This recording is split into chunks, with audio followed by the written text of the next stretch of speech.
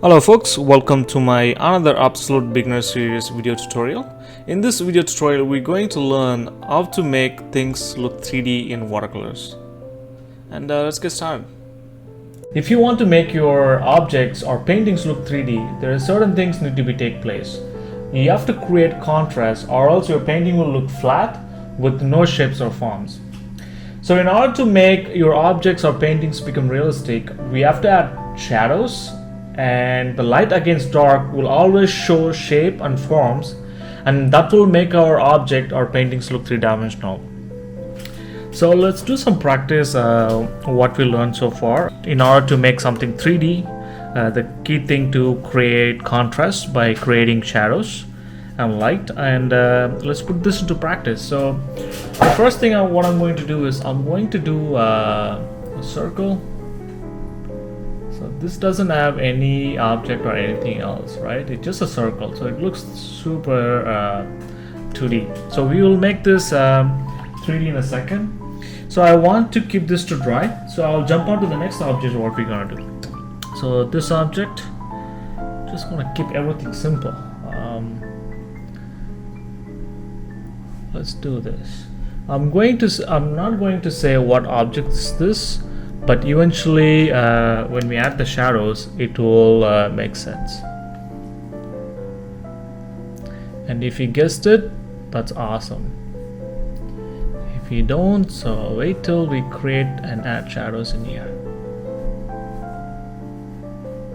I'm not trying to be pretty here, I'm just want to make a point, so I'm just doing that really fast.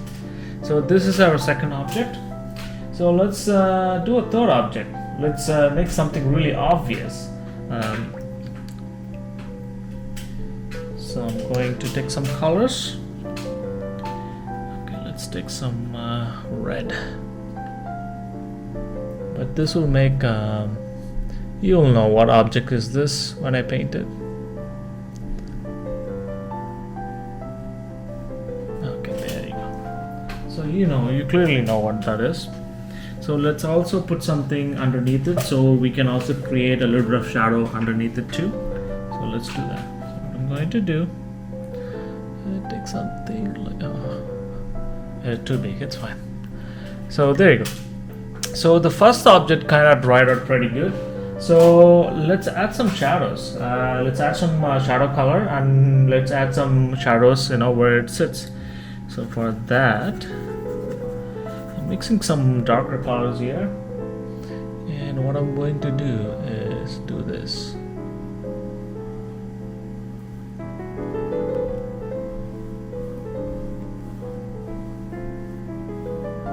See, as soon as we add the shadow, it's getting a little bit of form there. But in order to soften this edge, you can see my other beginner series video, how to soften the edge in watercolors. And I will attach the link, you can see at the top of the screen. And let's put some details at the top too. So what I'm going to do is something like that and something like that, and you can see. So now you can see it created this form, and you can see that it looks like an apple, like green apple or some gray apple. It created forms, but it's kind of floating in 3D space. So in order to anchor this on the ground where it's sitting, we have to create a contact shadows.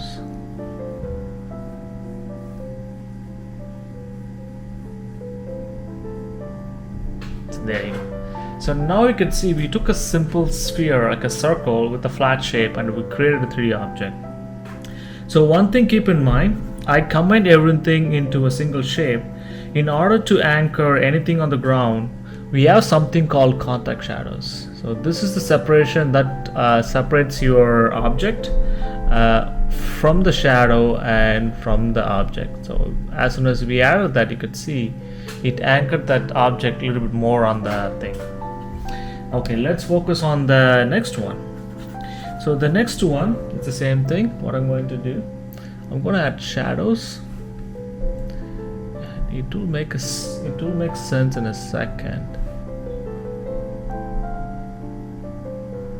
And this is the first shadow, and there's other plane which is also in the shadow too.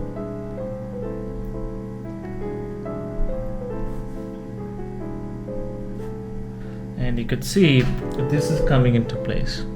So there's other plane which is also in the shadow, so I'm going to add it like that. And we added the shadows, but we don't know like this object is anchoring on the ground. To add that, we're going to add the contact shadows. I can go a little bit darker on the contact shadow, it's up to you, but let's add that. Go a little bit darker there. There you go. So now we see we also took a flat object and we created like something three-dimensional just by adding lights and shadows. So let's focus on the third object what we did. So this one is the same thing, and let's add some beautiful colors in here. I'm mixing all the colors here. So what I'm going to do, I'm going to do like that. So this, the third parallel which is opposite to us, it's going to be in the shadow. So there you go. So this whole thing, this is a sphere, so this gonna, it's like a cylinder, so it's gonna give this like this shadow. Again, in order to soften the edge, get some water in your brush and take off excess water and put some color in it. There you go. You could see we created this object and somehow I touched that thing there, so there you go. And we can also add shadows for the something which connects to it, so I'm gonna add a shadow like that. So there you go. And you can also make it crazy. So there you go. You could see so let's do a demo what we learned here and we can put this into practice. So I'm going to do a simple banana. It's going to be super easy, and I'm going to keep it super simple. I'm not trying to make any pretty picture here. I'm just going to show how to do it. That's it. So yeah, there you go. So I'm just trying to get the shape of a banana first. So the banana comes in all shapes and sizes. So let's make a perfect banana. I want this curve like that. This is the end of it, and this is the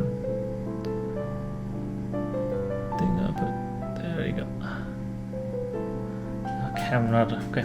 So I'm going to let this dry for a bit. Then we will come back again. Okay, I let it dry for a bit. Now let's add some shadows on the other side. So I want the light is coming from this side. Let's put something like that. The light is coming from that side. So obviously there's going to be light areas here and there's going to be shadows, and we're also going to add the contact shadows like what we did here on this side. So that will make everything 3D. So let's put everything what we learned into practice. I'm going to take a darker yellow, mixing all the MAC. I'm just going to put a little bit of French Ultramarine blue and a little bit of the Cadmium Yellow. So before we do that, I'm going to do something different. So I want to get a softer transition. So what I'm going to do, I'm going to wet the paper first like this. So you can see there's water in here, but there is no paint in it. So I'm going to do this. And this looks darker, and it will dry off really fast, and it will look really flat, believe me. And there's also a darker part. I'll just add that just at the end of the banana, and this is the beginning of the banana right there.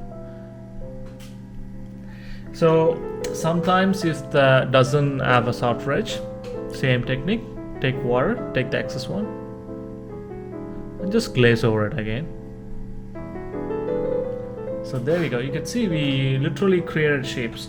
So if you want to add some details here and there, let's add some details here. I'm just gonna do some random spots because banana has like a random spot, and you can see we add a little bit of details. So there's one thing pending now. So that thing would be adding some shadows. So as soon as we add the shadows, it's gonna look 3D, believe me. So I'm going to add a little bit of details at the end and here as well. And there's a spot here. Let's put some spot here as well. So let's add some shadows. For the shadows, I don't care what color is it until it's coming a little bit dark. That's all I care about. So I'm going to take a little bit of darker thing. So this is where the contact point is. So what I'm going to do, I'm going to combine it like that. So there you go. And you could see as soon as we added that, it kind of created this beautiful shadow. So what I'm going to do, I'm also lifting the end part into a little bit away from it. So there you go. And we can also do this part as well.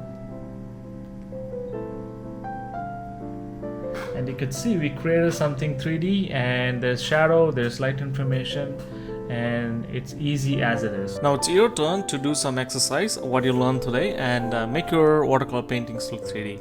As you progress, you can come up with your own techniques. Thanks again for watching this video tutorial with me. If you want me to cover any other subjects in watercolors, comment below or write me at watercolorimpressions@gmail.com. Before you go, hit the subscribe button and let me know what you guys think about this video in the comment section. And good luck with your painting, folks.